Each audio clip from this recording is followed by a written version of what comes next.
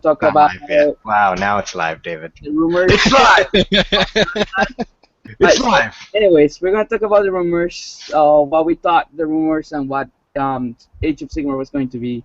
We're gonna talk about a little bit of our search for like another type of games, and then maybe our experience when playing the second edition of Kings of War and then Age of Sigmar. Yes, we played both Age of Sigmar and Kings of War Second Edition today. So what did you guys thought Age of Sigmar rumors was going to be basically before today when it came out? They were scary. They were scary. I And I did. thought it there was was shenanigans at times. first. Yeah, Shenanigans indeed. I was pretty Because sure. what was it when Like they, Banquo came I out? was Oh, go ahead, David. I think until today, I was really skeptical about the game. I was pretty scared. I'm pretty upset with Games Workshop for Yeah. the game completely. But I don't know. It was pretty scary. I think that's pretty much what All right. Well, you were scared, Ray. we're very scared. No, like when the Spanish rumors was coming out with the whole prophecy of round bases during the Banquo times, we all laughed at it. And then when we started saying more like stuff about it coming out with real round bases, that did scare us. That's when we start to freak out. Yeah, I agree. I mean, I was mostly scared when I heard about the no points thing, and that came out to be true. So, Yeah. but after reading all of these PDFs, the amount of like just effort that was put into making every single unit unique and like extremely like hilarious, almost like fluff type actions, like the way Grail Knights, I had to today pick up the Grail and say for the lady, and I got a bonus for doing so. I mean, that stuff's awesome, but the fact that there's no points, And yeah, the fact that there's no points, and then the fact that everything's really awesome, those two things are against each other in my mind to make me like super on the fence. I don't know whether I love it or hate it. I don't know. yeah. Well, keep in mind that we only played one game so far of Age of Sigmar, so Right. we really can't tell. Now, when I realized what you said is true, they put a lot of effort into the new armies. Like every single new unit have different stuff and Yeah. new different rules now, and I think they apply to every unit. And every army has its own things. Like for example, the Empire was mostly of all the support, like how it was on 8th edition, where like you generals, your heroes, the Luminarch, and all of these things were supposedly to support units. And I had the chance of using Templar Master, so that guy made my cavalry a lot better because now I could just like go across the table and charge with knights. I think that was pretty impressive. Quite Yeah. unexpected, honestly, but still impressive. I felt like in the game we played that the problem I had with it was that with the back-to-back turns that you had, so with the ability where you roll each turn, you roll to see who's going first for that turn, so you could technically go twice in a row. With that, it's easy if you're playing an all cavalry list to then like. I mean, it's not easy because you have no guarantees that you're gonna get that second turn in a row. But if you do, you can like straight up charge into the enemy and without them ever having like time to do anything because you can basically move up to like 20 inches between those two turns and then charge. So is the turn order kind of like Triumphant Treachery, where it's random? You got that chance Basically, it's of random. going twice. Yes. Sort of. Each round, you're both guaranteed to go once, but at the beginning of each round, you roll to see who goes first in that round. So you could be the second player in the first round and then the first player in the second round, therefore going twice in a row. Which is exactly what happened. Which is dangerous. Which is exactly what happened in our game, which was dangerous, and that's like part of the reason of why you won. Because my knights need to charge, and so do his to get bonuses on the charge or whatever. Think about it. I didn't get to charge well with one of my units though. Right, you did. Right. I didn't get to charge. And like that the thing. other. I was expecting you to go first the second turn, and then I was to do the counter charge. So I was standing like far enough where you couldn't really charge me, and I had the chance of doing it. I think. So once I went again the second turn, that was like, oh crap. Yeah. Yeah. But I mean, with like me taking peasants, I was trying to do the whole because I was questioning whether taking crappier troops was worth it in this edition. Yeah. Since there's no points, so I mean you could just take elites or whatever. So I took peasants, and you did have the sudden death victory option as an option, but we didn't even get to that because you tabled me. But I mean, like, it was hard to build a balanced list without the points, and I mean, I like my idea of just using 8th edition point costs for now, at least. I think that's the best option we really have. I mean, I can't think of anything else. Yeah, but still, that didn't really matter because if you think about it, in 8th edition, well, I'm just going on the Huracanum because the Huracanum is extremely good. Well, the Hurricanum's nasty right now with this ability to just like lightning bolt my guys and just auto kill them with mortal wounds. It kills like a minimum of 3 models per turn, basically. Yeah. And also, it gives you, like, if it hasn't taken any wounds, it gives 10 inches of the +1 to hit. So you can just keep your Huracanum relatively safe on the back, kind of on the back, and do the freaking lightning. Yeah, this Storm of Shemtek right here. Yeah. It's And that was so pretty nasty thing. Yeah, that was. Oh yeah. I mean, I could see the idea of like I have to counter what you bring when we're building our army, like because the way the unit or the way deployment works now is you place a unit, I place a unit from our collection. So when you lay the Hurricanum, maybe I lay a Trebuchet because I didn't bring one this game, so maybe then my Trebuchet could have killed your Hurricanum. As an example, but it's hard to build balanced lists against each other at first when we don't know how good everything is now. Exactly, because we still don't know like any of the rules really. Yeah, and we're not even forced to build balanced lists with each other. Like one of us could try to just build an uber cheesy list. I mean, I think we're trying to build balanced lists so that it's at least fun. So it's at least a back and forth instead of just one person like totally wrecking the other person. Correct. That's true. Now we did that, and we also had the chance to try the second edition of Kings of War. Yes, which was also a fun game, surprisingly, that we never actually really played Kings of War. We had the chance of playing it like first edition a couple of days ago too. Yeah. That game we didn't have any idea of what we were doing.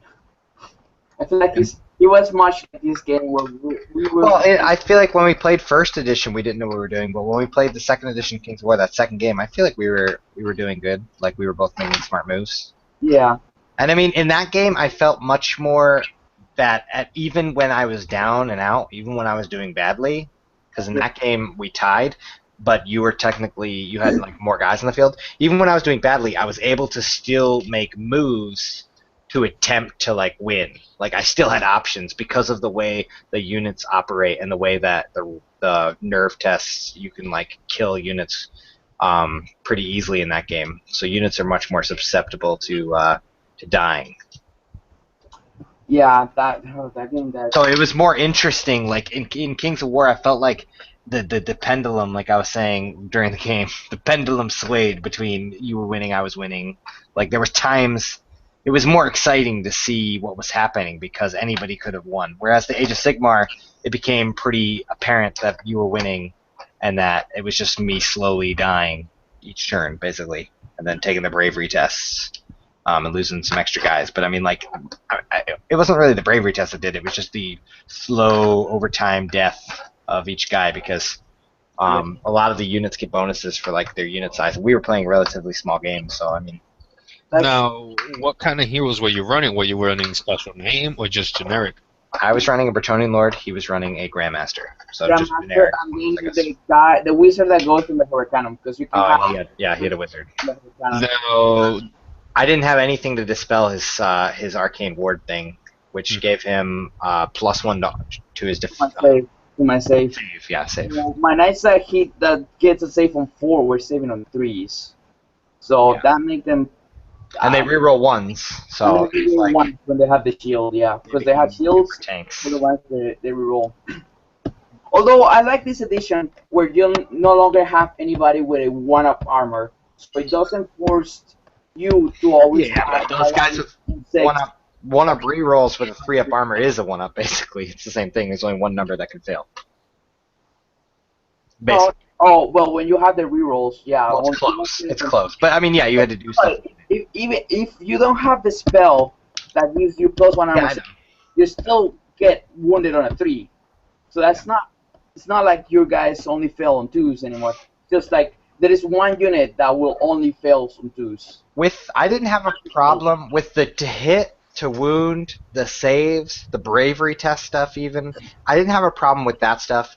I didn't have a problem with the way combat operated in that game. I thought it was kind of cool the way like you could like we were using our units in ranks and then we would like fan them out when we got into combat and started like my man at arms were in ranks but then they would fan out and surround his knights. And like my infantry was doing good. Oh, it was just like his armor was really good. But that's not the point. The point I'm trying to make is all the combat stuff was fun.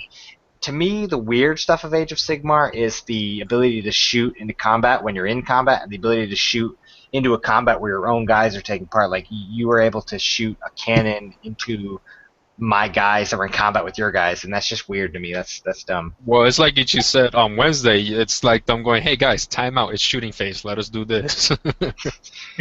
Yeah, but it's just thematically it's weird. Like cannons just shooting into like everyone, even his own buddies. Which I mean, sure, I guess in a real war you could decide to do that if you were immoral, I guess. But it's I don't know. That to me is just a weird thing. Like I feel like with the 4-page rules, there's a lot of those little things that could be in the game that aren't in the game because it's only 4 pages. Yeah, Like that. like they shoot in combat. Yeah. Weird. Well, I think you should be able to shoot in combat if your units are in front of you, basically. I think it should be. I think it should be if there's an enemy within 3 inches of you, so you're in melee. You shouldn't be able to shoot into melee if you're in it, and you shouldn't be able to shoot into a combat where your allies are, just like how it used to be. I think that's fine rules. Now, is the game still 6 turns? Well, let's look at the rules really quick. I believe it is 6 turns. We didn't get to the 6 turns, so that's why I don't know offhand. I got tabled. All right. And diddly-doo. And I know we always. Yeah. Go on. I know we always saying, "Oh, bring all the models in your collection." What about like the heroes? Because in last editions, it was either a point system when you're only able to fill like 1 or 2, or you're always capped at 2. Can you just fill as much heroes as you want? Yes. I think this game is trying to evolve, going into a way, or going through, yeah, evolving into a way where it goes into the honor system, where you don't want to break the game basically by bringing the crazy thing that you can. So you don't want to have an army of like 5 car friends on Deathclaw, because that's no one's gonna play with you. You have to play a thematic game where you're both taking relatively the same size force. But yes, you can take an army of heroes if you so chose, if you had the models. Well, I'm sure no one's going to fill like 20 Caradrons on the table because he's only one person. Right. Well, no, you can't. I believe the named characters you can only have one of. Still. Yeah, but still, you can run then. I mean, like I could run an army of Bretonnian lords if I so chose. Yeah. Exactly. It's silly, but whatever. Okay, so the game I believe has no ending turn. It's just once somebody is tabled. I'm pretty sure. That doesn't make any sense. Yeah. We didn't check that. Let me keep looking. Because I'm going to say, then the game goes from 6 turns into an infinite amount where summoners. No, it can't be because they talk about minor victories with the 75% thing. Because then summoners will have a huge advantage because if they summon like daemons, it's 10 models if they get the spell off, or great demons like bloodthirsters and right. For example, the objective that I had was endure, was have at least one model with which started at the battle on the battlefield, still in play at the end of the 6th round. That's the only thing here that I see but that's in the sudden death table. Mm-hmm. What is this drum table? Drum. Change the result of a single die, so you're choosing. Inspired. Interesting. Oh, battle rounds. Oh, that's just the turn order. I believe you just keep playing, but you can claim victories when you get that requirement. So you can claim your major victory once you've tabled somebody. You can claim your minor victory once one player has lost 75% of their starting models and the other player has only lost 50% or less. Hmm. Yeah. Then they could claim a minor victory, the guy who lost less. And then if you get your sudden death victory type, you can claim the victory type. So the game will go on until someone claims one of those victories. Exactly. No, that's not bad. So like, I mean, I don't have a problem with that either. Yeah, I mean, it's fine because then you like kind of the game could vary. You could maybe like if you care enough to not go for the minor victory when you have it to go all the way for the major. I mean, like things like that is kind of neat. My only problem is like the sudden death table. I feel like it still only helps elite armies because it's just like who has less models. He who has less models gets a bonus, and he who has a horde army with Happened like a our bunch of game. goblins. 9 models, and you have like how many models you had though? I had 60 models, and you had 29, and Models. I have 29, and I still table him. you And by still just tabled me because it was a bunch of peasants, and it's like, I mean, it it's just like, I mean, sure, it was maybe that was a fair game. I'm not sure because there's no points, but um, I think it's weird to give sudden death to the lower model count because of what I just said about like if you just take an army of elites. I know that we're supposed to be self-balancing ourselves, but some armies are just inherently more elite than others. So I mean, like some armies will always get that, whereas like other armies will never get that. And I feel like that was meant to be a balancing factor, and I feel like that's only hurting the the player with the horde army, like the orc goblin player or the skaven player, etc. exactly. Now, when you say horde, do the orcs and Skaven units have a minimum that they must take? Because I'm looking over the beastmen, and all beastmen has to take a minimum of each unit. Yeah, most units that I've seen, I have not seen a unit that doesn't have a minimum. They all have minimums. Well, I looked at the elves also, and they don't. You could take like 2 sword masters, and you'd be like, all right, that's my swordmaster unit. Oh, okay. It doesn't say two or more. It just says a unit of A one or unit. more. It's just like those angel beings. It doesn't say like how many you could take. You could take one. You could take 50. Basically the more elite armies then have the ability to just take like one of something, whereas like orcs, for instance, I was just on them. Orc boar boys, just an example, they have to take 5 or more. My Mhm. knights in Bretonia, they had to take 5 or more. These orc armor boys have to take 3 or more. It's random between different things. Orcs have to take 10 or more. What I mean by horde is just the armies that from the olden days that their point costs were cheaper back in the day because they had worse stats. Okay. They still have worse stats than other things. Like orcs, this orc unit profile is still worse than like maybe say the Empire Reichsguard Knight or something because that's an elite type unit.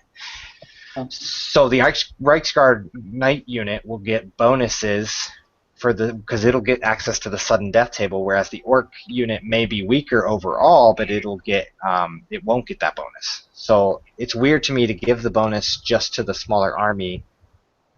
It shouldn't be that way in my opinion. Correct. Because like you play Beastman, you're gonna have a lot of gores, you're gonna have a lot of ungores. So most of the time, the enemy, well, not most necessarily most of the time, but a lot of the times, the enemy will get this sudden death thing, and the sudden death thing they get to pick between these 4 options: assassinate, you get to pick, or they get to pick hero, wizard, priest, or monster, and then you. Oh no! You get to pick. So let's say I'm the warrior cast player and you're the beastman player, and you outnumber me. Mhm. I say assassinate. You pick one of your hero, wizard, priest, or monsters with the keyword or whatever Okay. in your army, and then I have to kill that unit. When I kill it, I win the game. Or I pick blunt. You pick a unit of 5 or more models in your army.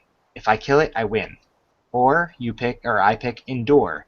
I have to have a model, at least one model on the field by turn 6, which means you have to kill all of my guys by turn 6. Hmm. If not, I win. And then the last one is seize ground. By turn 4, if I have at least one friendly model within 3 inches, of that feature at the end of the 4th battle round, I win. So, I mean, some of these aren't even hard. Seize ground, to me, doesn't seem very hard. Just by turn 4 to have one guy within 3 inches of a terrain feature, Mhm. I can just take a bunch of elite guys that are really hard to kill and sit on that terrain feature the You whole have to game. be on the opposite of the opponent's deployment zone, I think, or side of the board. No, that one, you pick... Yeah, it has to be on their side of the board. Yes, I understand that. But, I mean, if I'm playing the more elite army, like you just played in a more elite army than my army, I would say, because you had more knights and I had more peasants. So in that game, you could have picked Seize Ground and came to my side of the board with your knights because they have way faster movement than me. So you could have got to my side of the board. All you would have had to do is wait to turn 4, which is the turn we got to, and you tabled me on turn 4, I think. And at the beginning of that turn, basically, you would have, or at the end of that turn, you would have just auto won for having a guy within 3 inches of it. I mean, it doesn't even require you to not have the enemy within 3 inches. You just have to have one of your guys within 3 inches of the thing, and you auto win. It's crazy to me. Yeah, that's yeah. It benefits some people and others. To Um, me, I guess the game's it's not built for trying to win and trying to, well, you're never trying to lose, but it's not built for trying to win. It's built for, let's take 2 armies and just play this game, and who cares? Like, that's kind of the only way you can play this game, in my opinion. yeah, what was it that Sustainable Center called it? Like beer and pretzel game? Just, Yes. Well, just that's what they've always said they are, as a beer and pretzel game. I guess now it really is just you can sit there and have a snack or whatever, and not really care about the game itself. It's not a competitive game. It's not a game you can be like, oh man, I'm the best at this game, because you're not the best at this game, because it doesn't have any point costs, so nobody's the best at this game. Everyone's just playing this game. Yeah, but it seems like you could make house rules with it. Be like, all right, you limit it down to one hero, or make a theme type battle. Like, all right, I am outnumbered. I got to defend this tower for like 4 turns. yeah, Well, that's exactly what you're supposed to do. That's what I'm saying. Well, not necessarily house rules, but you're exactly supposed to do that. Where like I'm, like you just said, I'm outnumbered. I'm defending this tower. That's what you're supposed to do. You're supposed to do themed battles where you have a good time and just do that stuff. But I'm saying that's not a competitive game. It's just a game that you're playing for fun, which is perfectly fine. which is yeah. For some people, it's gonna be perfectly fine. I think it's gonna be there is those kind of players that really want to go competitively, and they go to all these tournaments and go to all these GTs, and they're trying to to spend the money or the resources to get into those places and trying to be the best at it, getting as many prizes as they want. Yeah, Right? Well, there's that's why they no got 40K. That's right, and there's no way to run tournaments for this game, and there's not really, at least.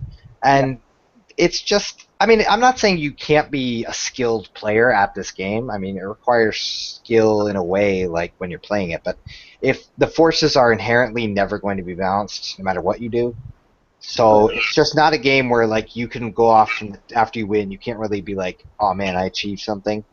It's just like your achievement is really just you had a good time and you achieved a fluffy battle, and whatever shenanigans took place in that battle, you can look back and be like, those were fun. It was fun. Like when I played against you, it was fun to raise the grail up in the air and shout that for the lady. It was fun to do that, and that made it enjoyable still. What was your girl? Plastic cup? No, I had a grail type thing. You I had a actually have goblet. a. I have a black goblet. I need to get like a golden one though, so it's less like chaosy looking. No, you I need to do, get I a do have a wooden one. legit. I have a pretty legit grill. You need a wooden one, like from Indiana Jones. Oh yeah, Yeah. you have chosen wisely, right? My But hat. yeah, no, I agree. I'm gonna get something. I mean, like that's the whole point. Like David Oh, has to grow a mustache now because his army has a guy. so I can play Kurt Helberg and Exactly. his ability. But you see, David has to go against people who don't have mustache because he can't compete with me and Jared. Exactly. Like David now has to pick his opponents based on facial hair. Like that's how cool Age of Sigmar can be in theory. Like there's neat things in it. But I am going to try the Kairos thing to read spells backwards so I could get +2 to cast. That's also a hilarious thing. Like that stuff I love. Like Josh was telling me, he had the vampire counts have Vlad. Is it Vlad? No, Conrad. He had one bat short of a belfry, and he has to like talk to his model, and if the model talks back, he gets downsides. If he talks to the model, he gets upsides. So I mean, like, it's just crazy shenanigans. Like, what does that even mean? Like, why is that even in the game? To me, that stuff's awesome. Exactly. It's just to go around and have fun. Now, if you want to play a little bit more of a competitive game, then you probably will go and play Kings of War or Yeah, his. I mean, when we played Kings of War, I mean, I had a good time too with that. Like we said, it's it's just very simple. I mean, obviously, Age of Sigmar is also very simple, but it's just very simple, and there's not tons of special rules. I mean, even Age of Sigmar with its 4-page rulebook, at least every single unit has something unique. My Bretonnian banner is different than my Man-at-Arms banner, and is different than your Empire Knights banner, is different than Ray's Beastman banner, which is, it's crazy that, like, every banner is different in my mind. Yeah. Exactly. But So in that Kings of War, everything's kind of like, that's kind of samey. Everything's kind of similar to each other, which makes it less unique. But it is a solid game, and it was fun, and it felt balanced. It felt really balanced compared to Warhammer 8th. yeah. Surprisingly enough. Yeah, I mean, Death Stars don't really seem like they work in that game, which is great. Exactly. You don't want to have a dead start in the game because you will lose based on whatever type of game you roll. You can play, if you go and play kill the enemy, then you might have an advantage if you run a dead start. But still, with the other games, that is just like capture objectives Yeah, and like have two more objectives than your enemy. yeah, that, like the pillage one. I think that it's a question of, do you want your war game, your hobby, to be about testing yourself strategically or whatever within the rule of the bounds of the game, and like competitive play where you're going to tournaments and going to leagues and you're trying to be the best in that? Or do you want your hobby to be about just buying models, painting them, putting them together, and then throwing them on the field, whatever you feel like using each time, and just playing with some rules that are there to make you do silly zany stuff, and then like more like it's almost like a party game, like a party board game, versus like a hyper competitive strategic board game, like Axis and Allies or something, versus charades. That's scary. Age of Sigmar is now charades, I guess, in Nice. theory. But I mean, charades is good. I've always had a good time when I play charades. Right, Ray? I suck at charades. Well, I suck maybe you'll be better at Age of Sigmar then. Nice. So yeah, now it's just to keep trying it out, trying different things. Because I feel now with this new edition, uh, we're going against that mold that it was like I always need to have this unit and this unit and this unit, and that's pretty much all my army, and I will just play the same thing over and over and over again because that's what works. But Yeah. David, We're really getting away from that Well, idea. They are, and at the same time, they're not, because still, if you take the best units, you will win. But the difference is now, because, like I said, there's no points, you win nothing now. You don't win respect, you don't win pride, because you can't be prideful in a game where you know it's inherently, like, if you know it's inherently broken or whatever. Like, there's no points, so you win nothing for being a jerk, but you win fun for being fun. For being fun, exactly. So now I kind of start using my militia hordes. And yeah, that's what I was gonna say. Because David, didn't you like say in 8th edition? Oh, I want to run this unit. I want to run that unit, but I can't because they suck and they don't fit in the points that I have. exactly, it was like I always want to run my main holidays with a zany unit of awesome militia as detachments because that's what's fun. That's what the Empire was. It was like the main infantry troops uh, being supported by this band of like straggler guys trying to help them out. Peasants And trying to go and try to help out defending the land. I think that's a pretty cool theme that the Empire has. Um, but in 8th edition, I could never do that. I could not do detachments because detachments were terrible, in my opinion. By the army that I always used. Well, I So mean, based on your list, sure, but I mean, yeah, now we can use things that are worse for fun because we have no reason to do otherwise. I guess we're not testing ourselves anymore. We're just playing a zany game or whatever. And Just now you throwing could, dice. and now you could run your OP free company. Exactly. Free company. My OP free company that that when they're 20 or more they get 3 roll 1s. I think that's what it is. Yeah. And thematically, there's so many more things now that are like make so much sense from like a just like if this was like a movie going on the field, like your Beastman, what you said about the your what was your character killing? Character killing. Your character killing a model and like inspiring the rest of the men, basically. Oh, yeah, it's something like that. I gotta look it up again. Well, my Bretonians, their thing that is similar to that was the Paladin Standard Bearer, follow me to glory. If he makes a successful charge, you can reroll charge rolls in the same charge phrase for any units of nobility in your army, so long as the Grail banner is visible to them.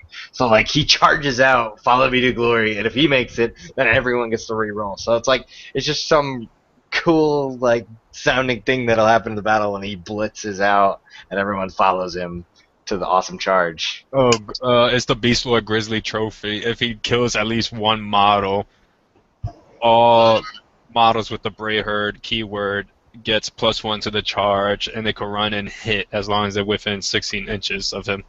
Exactly. So, I mean, there's lots of awesome stuff like that, which was never in the game before because they had to think about balance, I guess. Or they were just too lazy to make it balanced. The BSB is, he does like, have you seen the opening cinema to Warcraft 3? No. Yeah. You have where Thrall just stands there and then all the orcs run by him. That's what it basically is, because it's like him putting the standard down, and all beastmen adds 1 to any wound rolls as long as they're within 16 inches of the BSB, as long as the BSB does not move. Nice. You know what I noticed? There is no BSB on the Empire. There wasn't a BSB? There is no BSB. Well, I don't think they call it BSB. It's probably like Standard bearer. Empire Standard Bearer or it's a standard Empire Nose Picker. They're called standard bearers now. Yeah, but there is no standard bearer. Oh, look. I know, right? I shall find one. Dude, there is. Your general can take a stately war banner. Yeah, there you go. He gains the totem keyword, and you may roll 2 dice and choose the lowest when taking battle shock tests for all your state regiments within 24 inches of the stately war banner. General? B-man, your Empire General. Yeah. So I mean, there's lots of cool stuff. Like the orcs. Now my orcs, like every unit almost of orcs, can say I can declare Wog by screaming it and get bonuses to my charge range. It's There's like no limit that's to it? awesome. Models. Well, there's a limit. I mean, you can do it once per round, obviously. Oh, okay. You just keep saying Wog, Wog, Wog. I mean, that's 2. Or maybe you can. Let's read. Models in this unit may be Wog drummers. You can add 2 to the charge rolls of a unit that includes any Wog drummers, but only if you bellow Wog when rolling dice. So technically, I can have a unit filled with Wog drummers and then do Wog as many times as I have drummers. So I could have 30 orcs with drums and then do it 30 times and charge 60 inches. But like I said, in this game where we can take whatever we want, of course we can do shenanigans like that. But of course, I'm only, technically, what would I do in a real army? In a fantasy real army. What would I do? I would probably only have 1 musician in a unit because that makes sense. I mean, you wouldn't have 20 drummers or whatever. So you could do shenanigans, but you're kind of just being a d-bag about the game. Like, you're just ruining the game for everyone else because, I mean, sure, it might be fun to do that one time and just scream out Wog a million times and take a unit of whatever. Like, I would one game just take a unit of 10 orcs and nothing else and just take my 10 drummers and Wog my 10 times and go 20 inches or whatever. That could be hilarious to do one time. But, I mean, like, it's not, like, we can do this stuff, but No, I mean, like, there's no restriction to it. Like, in there's no restriction to anything. Do Wog on the first turn. You have to do it on the second, third. No, most of the stuff in this game, there are no restrictions that say like anything to stop you from doing things at any time. Most of the things in this game. All right. Most of it's free form, like do what you want, have a good time. Like you have to be in this mentality to have a good time with it. Yeah, that's true. You can't expect to like try to stomp on your opponent because that's not gonna be I, fun. I guess that's why I'm on the fence about it because I know so many players they just hyper think that like this is like they must win every game and like it's super important to them and like they just they're so obsessed with that they'll game the crap out of this. They'll take whatever the best things are. They'll do that and they'll be like all smug if they win, like they accomplished something and there's no points game. But it's like those people are what's gonna be making me like the game less. But if I play this with you guys and we have a good time, it can be fun. It can be a game we enjoy, which is Exactly. ultimately all we want. Correct. Correct. Also, I want to talk about the monster creatures because now you can have your general on a freaking griffin, and they will have 13 wounds. David, you could do that before. Now, now you don't have the what people were complaining like, oh, you have a cannon now. I cannot use my monster because you shoot your cannon and then you one shot That was them. called end times. You know, you bring up a point about you reminded me of something. I'm wondering why these independent characters like my Bretonian Lord, why do they need a bravery stat when with the way the bravery works, with the way Battle Shock works, you only take a Battle Shock test if you've lost models. Models, yeah. So why do these characters have the stat? Because they'll Maybe never. some other special rule that make you roll for bravery, maybe. Yeah, There might be. there are people that gives you negative to bravery and make you Yeah, do but bravery tests. Oh, okay. So okay. So maybe that's why it makes. That would be the only reason. So I mean, I'm just saying, like in general, your characters aren't using their bravery, which is weird to me. No, for example, there's a beastman spell where I roll 2 dice, and Mhm. for every point that I pass your bravery, that's how much more the wounds you will suffer. Okay. Right. I haven't seen it. Yeah, there's a lot of magic. I haven't seen really much of it. I've only seen like the damsel 'cause she has the two base spells from the base rulebook. Yeah. But she also has a blessing of the lady, which gives my Bretonians more or less the 6 of ward they had before. Exactly. So I mean, I have the option of getting my old Bretonians basically Right. because it gives them what is it? All the pick one of the units, and when they suffer wound or mortal wound, um, I got a 6 or more. The wound is ignored. Oh, I will add 1 to the roll though if they're nobility. So on a 5 or more for knights, it is ignored, and on a 6 for peasants, it is ignored. So that's pretty sweet. So it's per damsel. So if I take like 2 or so damsels, I could be able to throw that out on some units. The other cool thing was when I took the Grail Reliquary, with the or with the battle pilgrims with the Grail Reliquary or whatever. Mhm. It gave them nobility as a keyword, so they actually got like the bonuses that my knights were getting from my Bretonian Lord. So that was really hilarious. And they get like a whole bunch of other bonuses for taking the Grail Reliquary, like +1 to hit when they have the Grail Reliquary, and then if they are 10 or more models, they also get +1 to wound. So it was like that was pretty baller. And the shields, they get to reroll 1s and 2s if they have the Grail Reliquary. And their saves a 5 up. So I mean, like they were actually little tanks in the game against David for a What? little bit. The grab of the queue. Also, all of my peasants can take relics, like piece of the cross style relics, and they become basically wizards for the purposes of dispelling stuff. It's hilarious. So basically, I can have an army of guys that can shut down magic by taking relics with peasants. It's just so crazy. Even my bowman can do that. You sure you're not running corn demons? Um, no, man. I'm running piece of the cross holding peasants, son. They may have leprosy. They may be destitute, but they are beloved by the lady. Well, not really, because they can't worship the lady, but they are loved by the knights because they farm and make the food for the knights, which the knights enjoy. So through through their love of the food, I guess in theory they love the peasants.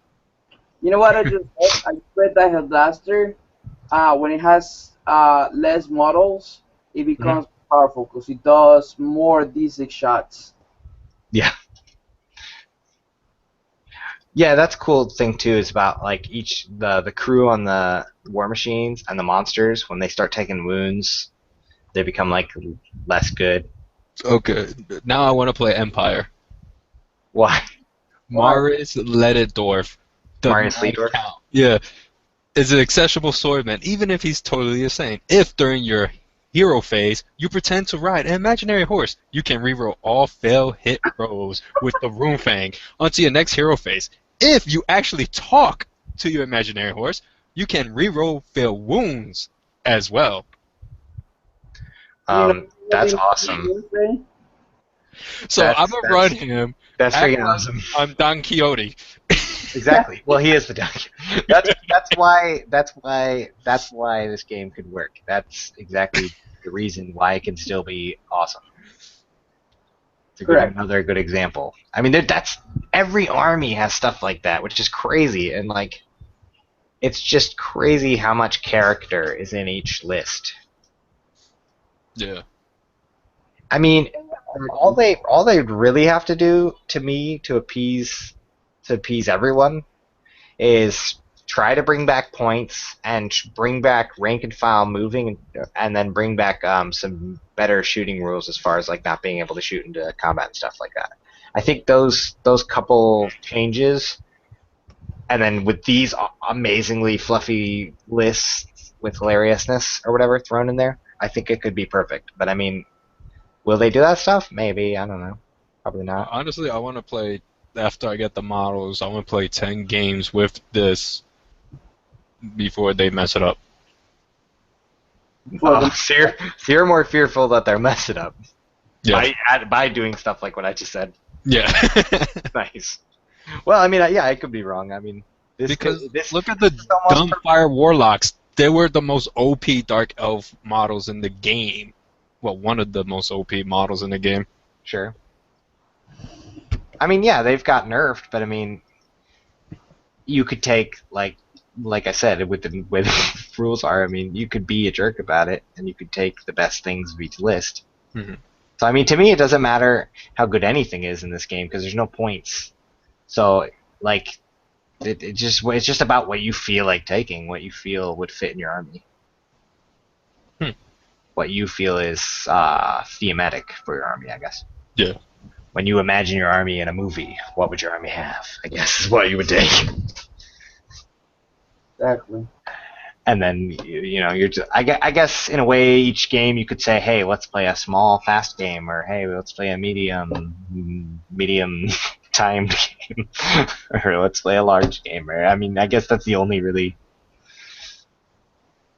Now, since this just came out and everything and on the website, what do you think how the alliance is going to work? Because it shows just chaos, destruction, order, and what was the other one? Death. Death, yeah. That's exactly what it's gonna work. I think within those armies you can take units from any list. I'm pretty sure, based on what the rules say, I'm pretty sure you can use models from any army you want. Like, I could use my Tomb King army with my Bretonnian army with my Orcs and Goblins army all at the same time, if I wanted to. In order, But There's Is nothing that says I can't. there's no alliance rules like in the last No. edition where it's like desperate allies No. or no, No, this there's the only rules are just take whatever you want. So if I want to take my Orc, my Bretonnian guy, my Tomb King guy, I can do it. The But only down well, what they put here as Grand Alliance, they have like the Order Grand Alliance, which is Bretonnia, Dark Elves, Dwarves, High Elves, Fishermen, the Empire, and Wood Elves. Yeah, I mean those are like the subsets that those would be the allies in maybe the fluff. But I'm saying rule wise you can do anything. Anything, yeah. So you can go with Destruction, you'll have Beastmen, Ogre Kingdoms, Orcs and Goblins, and Warriors of Chaos. Which I believe that's part of the rumors. Didn't they say that? Warriors are in chaos, I thought. yeah, warriors, beastmen, Beastmen demons are is in chaos. chaos. No, Destruction all is orcs and ogres. have Warriors. Yeah. Destructions, orcs, ogres, and goblins. Don't forget the goblins, Ray.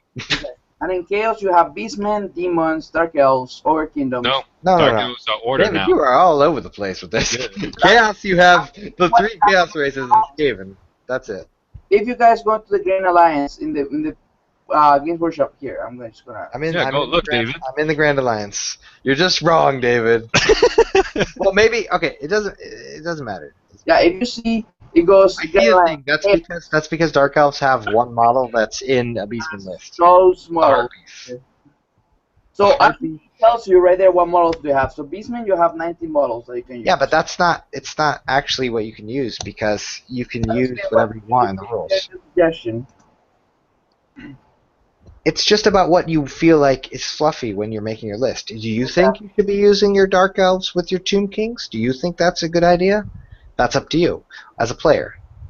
Like, do I think I'm going to run my Orcs and Goblins with my Bretonnians? No, why would I do that? That's stupid. My Bretonnians would never fight with these evil, basically, Orcs. They would never fight with them. There would be Not if you're no... doing the World of Warcraft theme. I'm not doing the World of Warcraft theme because that's silly, and my Bretonnians fight with no one, not even the peasants of the Empire.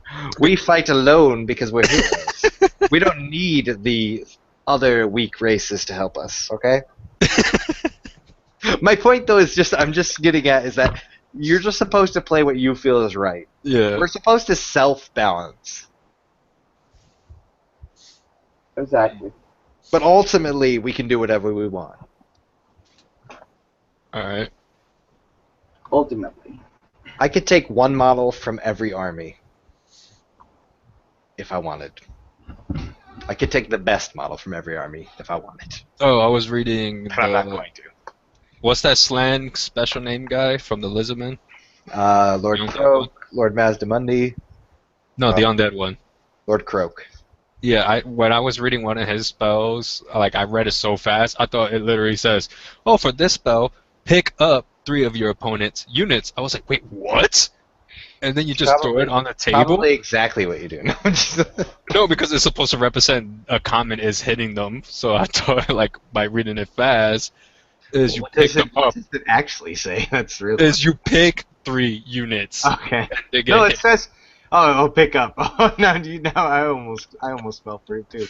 Pick up 2, 3. It's because it says pick up 2 D3 enemy units. Yeah, That would be hilarious. You pick up 3 of their units and you throw them on the ground. That player, well, because everything's WYSIWYG now, so now that player can't use those in the next battle theoretically if he doesn't have blue on him. Yeah.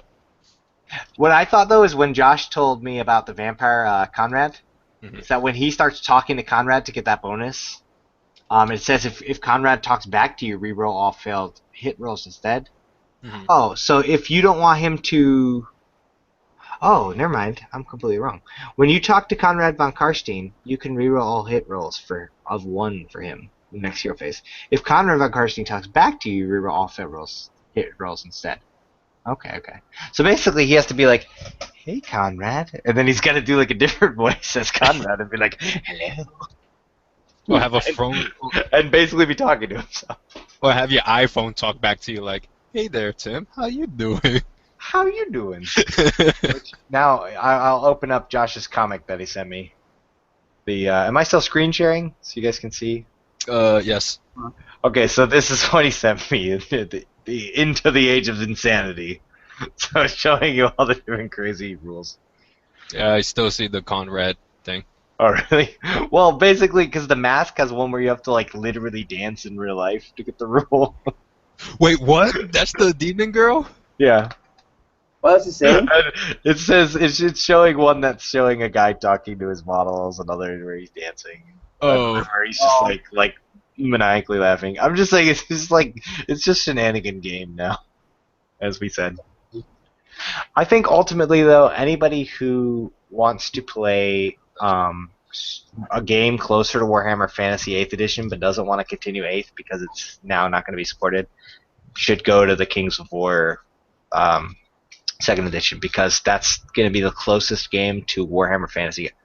I think that Kings of War 2nd Edition plays more similar to 8th Edition than Age of Sigmar does. That doesn't make it better though. Mhm. Yeah, It's definitely better though for competitive play because obviously. Yeah. it better, but it doesn't make it worse. It's just different. Right. But don't you think this is kind of like how GW wanted to be at first? How it's like this isn't supposed to be a game of competitiveness; it's supposed to be a hobby for fun. I agree. That's what Yeah. I'm saying. That's what I'm saying. I'm saying if players, I'm just giving a guide, I guess, to players who are mad about this Age of Sigmar stuff, players who don't like the idea of just playing for fun, because they're fearful, like I am still, of like people making it into just a game of a bunch of tools who bring the best thing because I think I'm gonna win every game and that makes me important or whatever. Um, the point is, like, if people are scared of that, then Kings of War will, at least it has point costs, it has all the armies, basically a form of fantasy, so it's a good haven for the players to go to. I think us as a group, we can enjoy Age of Sigmar because I think we are not trying to be tools or whatever.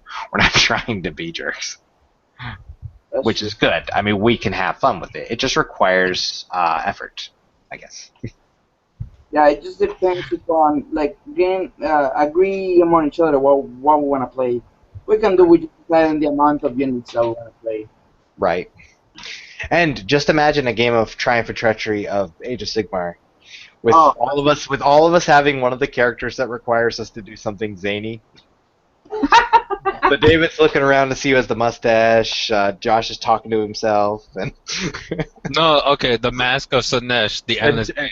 and maybe Ray's just dancing off into a corner. No, but listen to this. Okay, if I dance, I Uh, reroll any fail hits. But if I could convince you to dance with me, I get to reroll fail wounds. if you could convince, so exactly, you try for treachery. If you want to get like somebody to your ally or whatever, to ally with you for a minute, you can be like, hey, you should dance.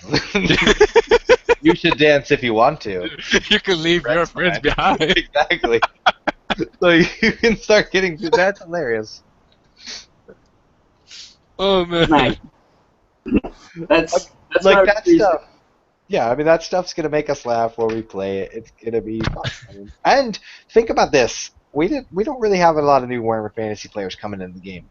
But imagine someone walking by and seeing us dance like weirdos, me pulling up a literal grail and yelling out stuff. People will be intrigued by this game.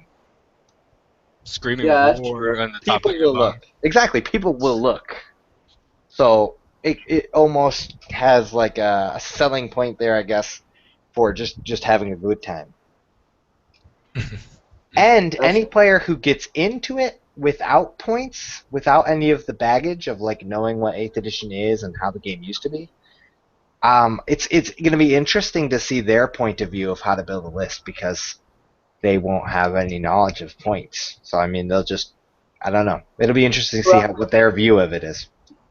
yeah. They will not be correct about 8th edition idea. Exactly. So they're not stuck with that mindset. So I mean, Yeah, I think that's what happened to us when we hear all these rumors of no points, no stuff like that. Is that we have been playing 8th edition for such a long time. Like I've been playing like before 8th edition. I was playing like 7th edition for a couple of years, and then 8th edition.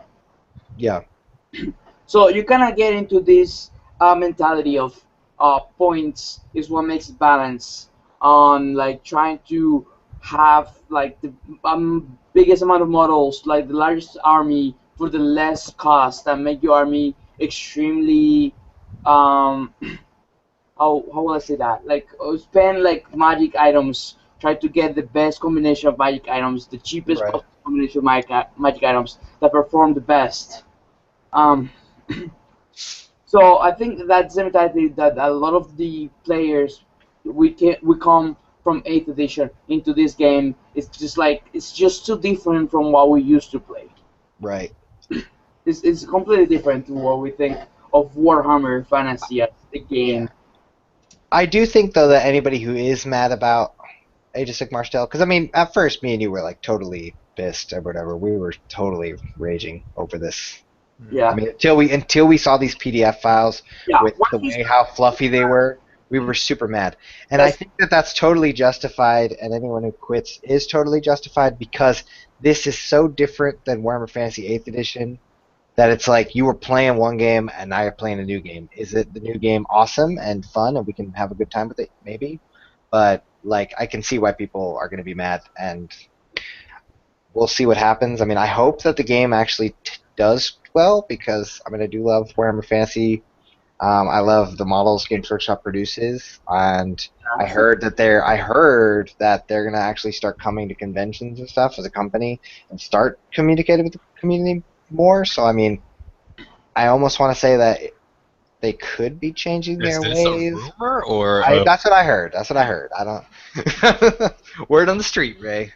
because if it's a for And, sure thing, we got to go to the first convention well, if there you they go. ever come to Florida. Our Oh master yeah, of course. whispers here. He's Yeah, my master of whispers. Exactly. I've heard. My little birds have told me. little birds have told Did me. Conrad talk to you? I was speaking with Conrad, and then I held up my grill aloft, and I communed with the lady herself. It's so because me and him was touched. We're talking Exactly. before. And Exactly. I'm gonna start putting drinks in this grill I have. So like, if David tries to table me again, I can splash it in his face. Be like, pish posh! You think you could defeat me? Make sure it's acid at the same time. Pull that. What? I'm trying to murder David with like burn his face off. Like, I'll put some ginger ale. No, no, Yeah, you it's said ginger ale. no, but you He'll said lick it. assassinate though. Assassinate. Assassinate! Attack! I throw it at his model that I need to kill. Exactly, Ray. Anything goes in Age of Sigmar. Anything goes. But back to what you were saying, new players. I think it is a good move because remember when we try to get new players and we were showing them the army books, it was like it was going over their head because we're like, oh, you Yeah. can get this for this many points or this, and then this would take up your points. Yeah.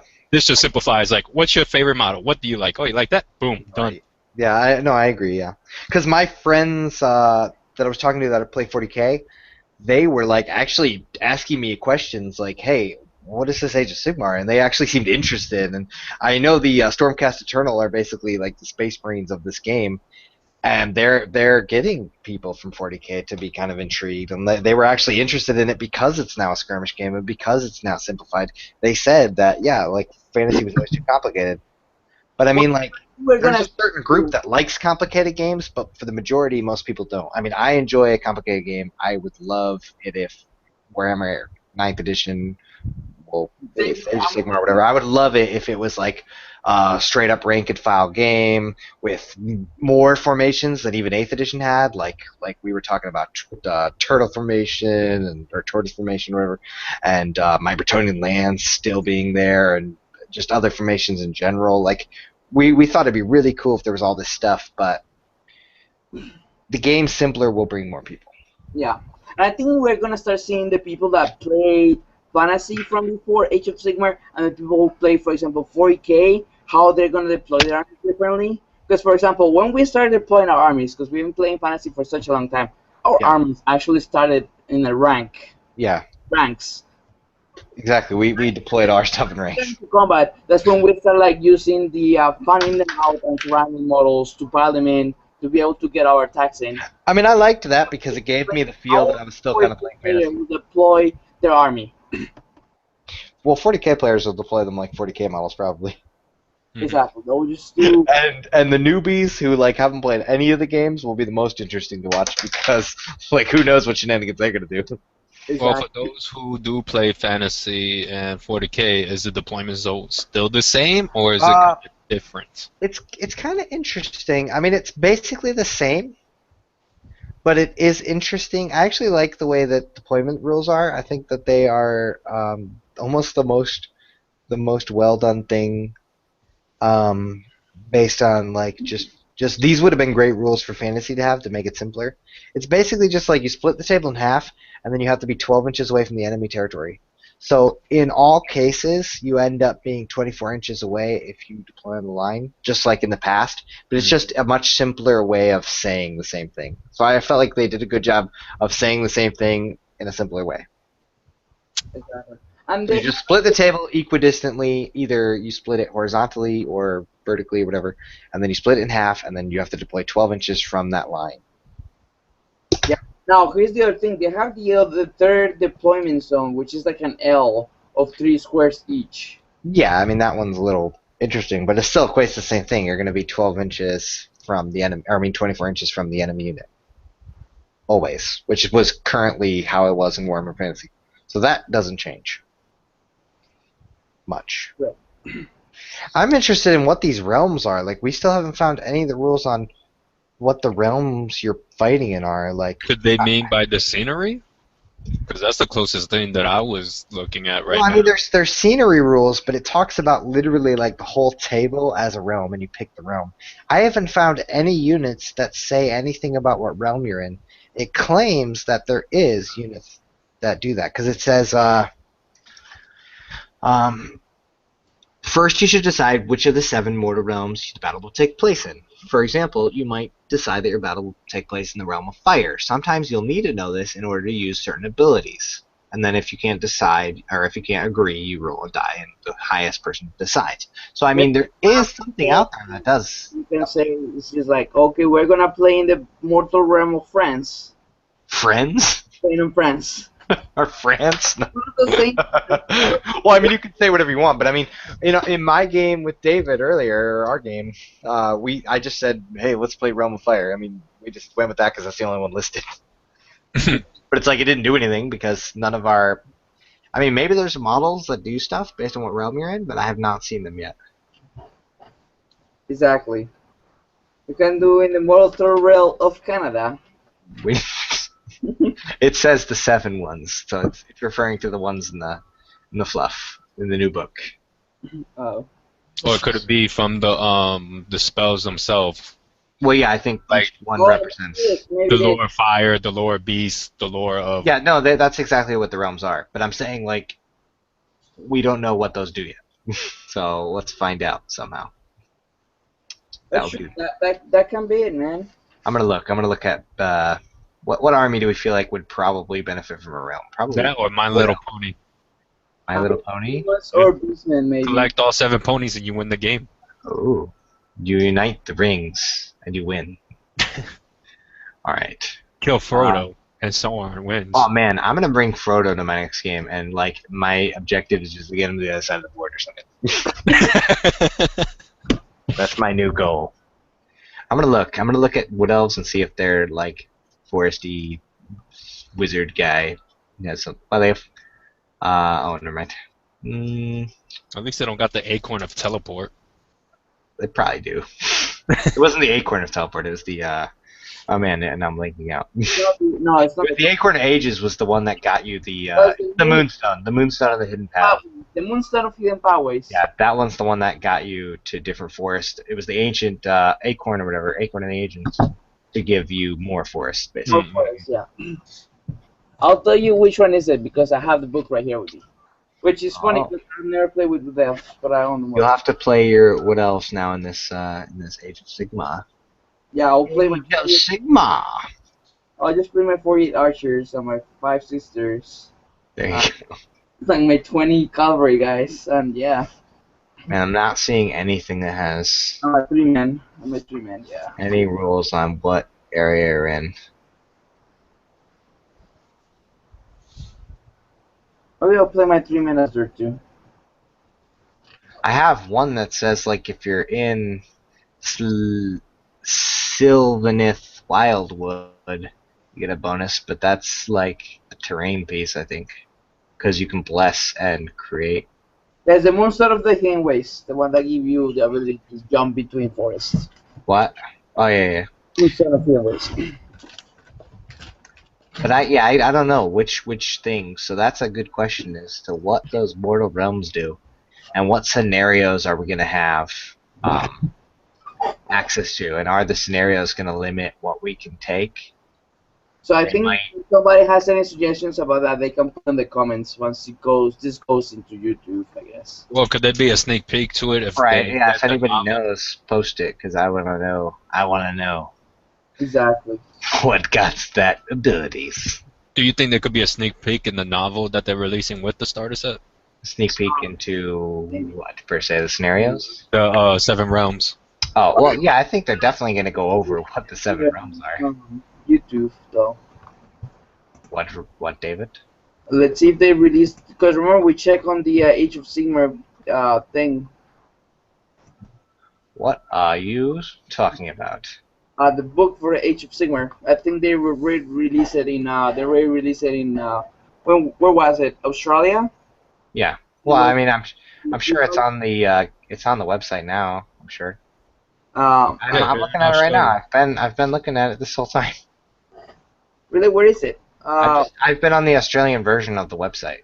Oh yeah, well they have it on, but the American doesn't have it. Well, right, but I'm Because your just saying Americans are lame. I'm looking at the Australian version, and there's no rules about the Mortal Realms, so it Oh, not well, yet. Even the scenery, I looked at the scenery section. It's just got different scenery pieces, and those scenery pieces specific special rules concerning those pieces.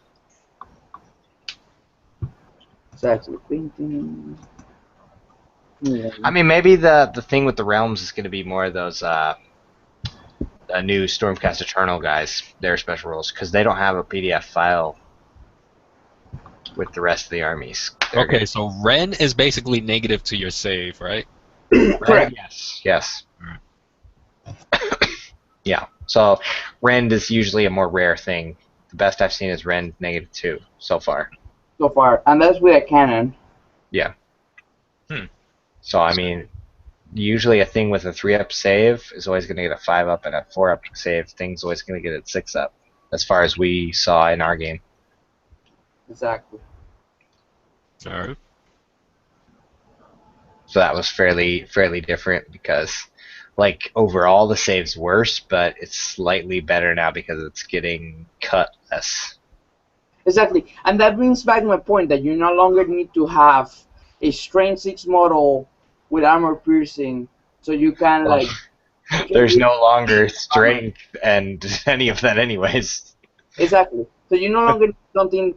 You don't need to have those units as a mandatory unit in your army because there is no longer the army that has a 1-up armor save. You know what I mean? So you So don't. yeah, in theory, you no longer. But I mean, yeah, I mean, it's just build whatever you feel like building, really. I mean, you could try to build a list that combos with each other. Yes, you should probably do that. But to like a degree of building a sensible, what would be a real army? Would this be an army that makes sense in the lore of the game, or just in the practicality of is my opponent going to have a good time if he fights this? That's a good question to ask yourself. And that's probably like, would I have a good time fighting against this? I mean, that's probably what's going to tell you whether it's good or not. That's the thing that makes me sad that I can no longer use my dwarf gunline and my 5 gyrocopters. You can, I mean, you can use that. They're in the new rules.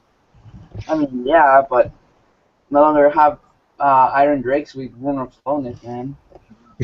He doesn't have the OP-ness. No matter.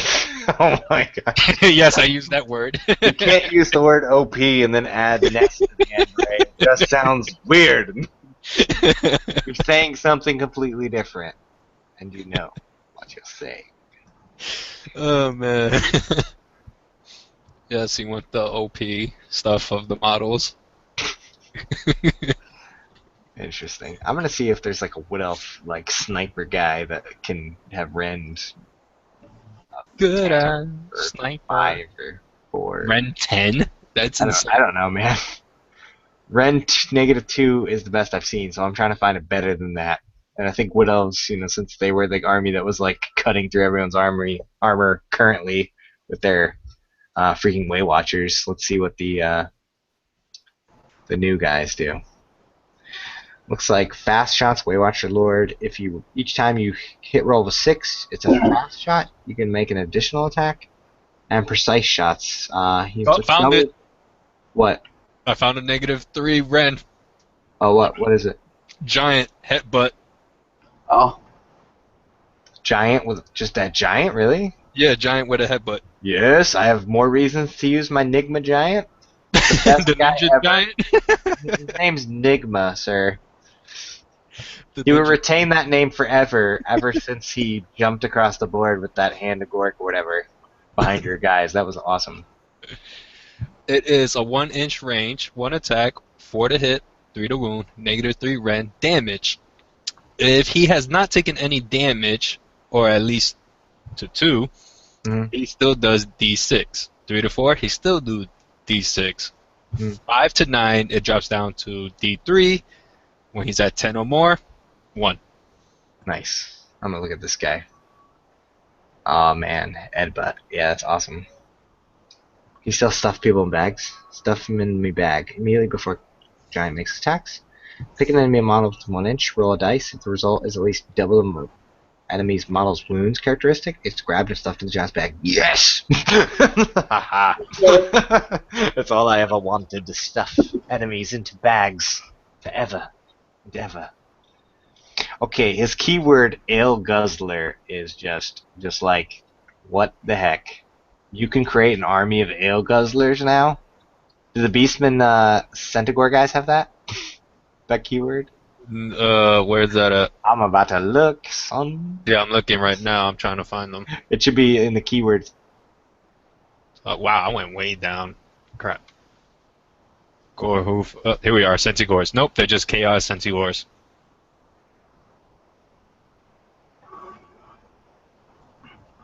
Chaos A lot of their Centigores. models are like a lot of the new like Empire models. They're going into the little art store stuff. That's not good. Webster exclusive. Oh boy.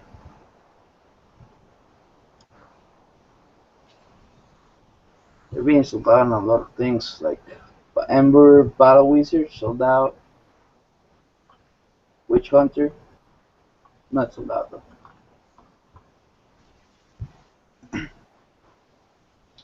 But yeah, it's Saturday, right? Oh yeah, this is the 4th. Ray, are you gonna go to the store today? Well, No, it's 4th of July. The store's closed. oh, is it? Oh, okay, good. Oh, happy 4th of July, everybody.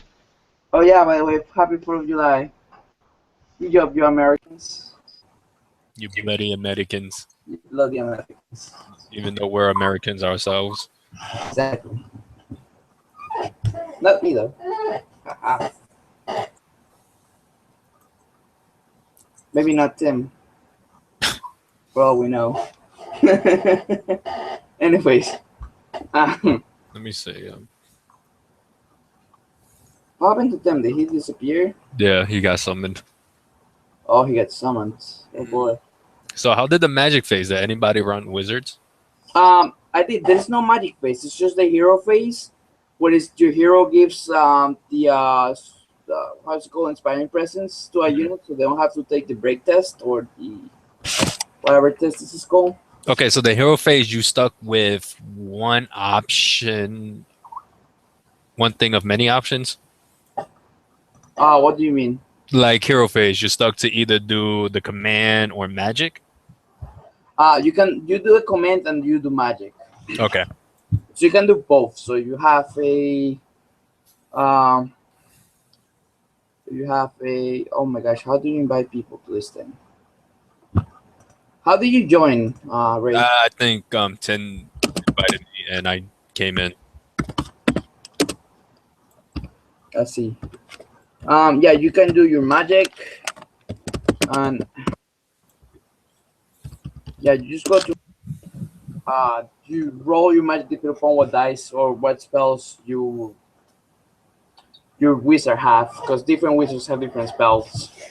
Like for example, if I play a wizard, like every wizard has 2 spells, has the Arcane Bolt and the Mystic Shield. And then if when you take the wizard, it gives you the option to pick a lore.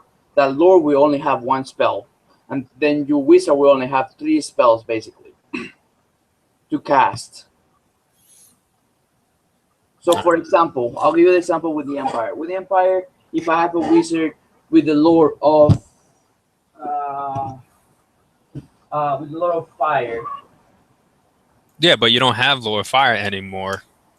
No, but the wizard can pick lore of fire. But it's not like before it was like 7 spells.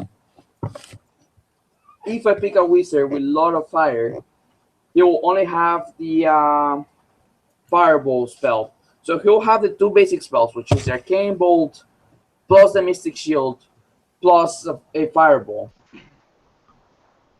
So now you could use. Wait, I thought the only spells you could use are your signature and the two from the 4-page rulebook. Yeah, that's what I mean.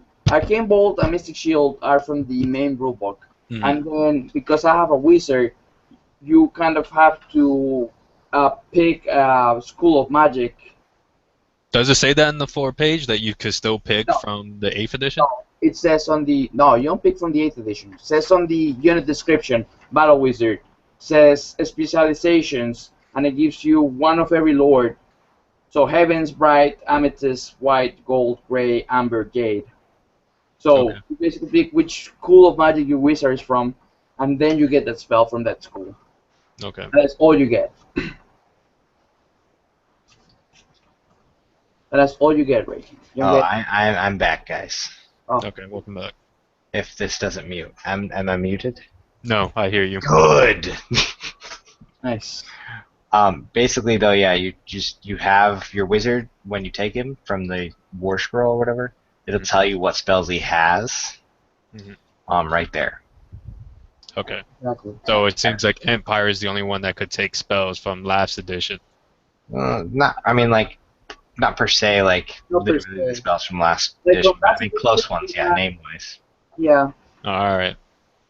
It has like Fireball if you pick Lord of Fire. You have Chain Lighting from Lord of Heavens. Right. Soul Steel from I guess Amethyst. Yeah. Right. An example would be like my damsel. She used to be able to use Lord of Beast and Life. Now she can use just the Arcane Bolt from the 4-page rulebook, and Arcane Shield from the 4-page rulebook, and then she can use the Blessing of the Lady, which is the one, like I said before, gave you the basic ward save that they used to have, the Blessing. All right. Exactly. And the Warrior Priests have something like that. Like Luther has 3 spells, 3 different prayers, and the regular Warrior Priest has 3 players, God, 3 prayers as well, but they're different from the ones on Luther has. So All right. Yeah. that is pretty interesting. Yeah, everything's unique compared to each other. Like, nothing really is Yeah, the same nothing. as anything else. But you no longer have the unit of these basic guys that another army has the same unit. It's Yeah. different in every army now. Like every single unit has different special rules, which is good at well, I think every unit being unique is just always good. It's just the scary thing, like we've been saying, it's just the no point. I think that is We also just have to get over that. it's not like in Malifaux where every unit has like so many random things.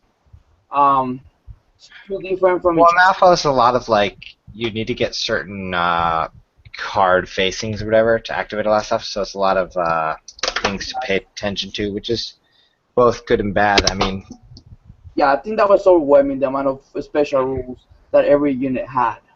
Instead, like on Warhammer, on what they're doing here. I think though with Malifaux that we're Warhammer Fantasy players generally, so going into that, those special rules are completely different. Whereas these Age of Sigmar special rules are still within our realm of knowledge. Like I still know what like Questing Knight with the ability to re-roll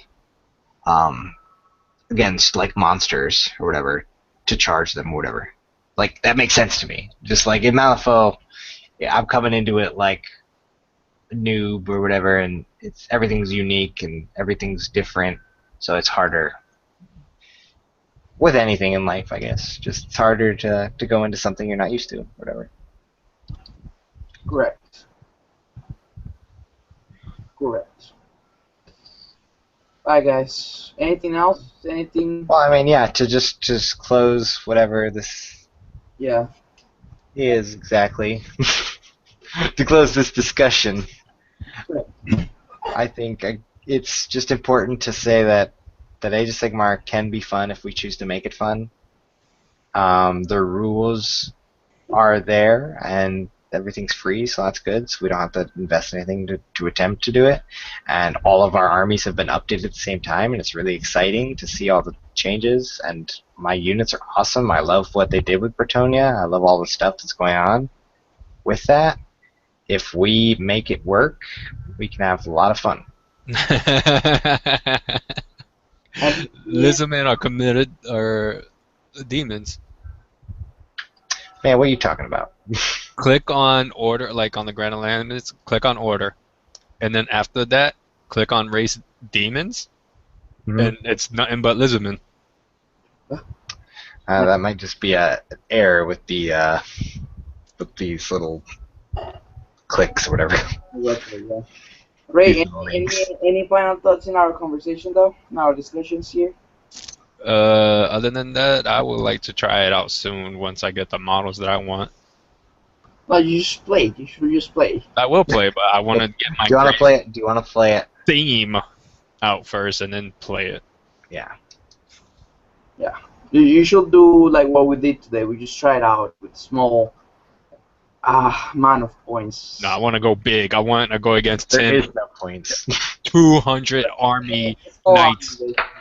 Oh my gosh. I When want to do. when I get my Bretonians, yes. I want to be the underdog. I want to be the losing guy. I want to get paled by thousands of lances and him screaming for the lady. Oh, I will scream that. I did that like 3 different times with David. Like every single turn that his Grail Knight stack my units. Exactly. So They needed it too. Exactly. Just so I could run the Mask of Slanesh and be like, "Come on, Tim, let's dance, woohoo!" Let's dance. I would definitely dance with you, Ray. I don't even care what bonus. That's the whole point with this new game. It's like I will have the fun with you. Nice. So, I have no problem dancing for your summary of success. you guys are saying. We can do Triumphant Treachery then.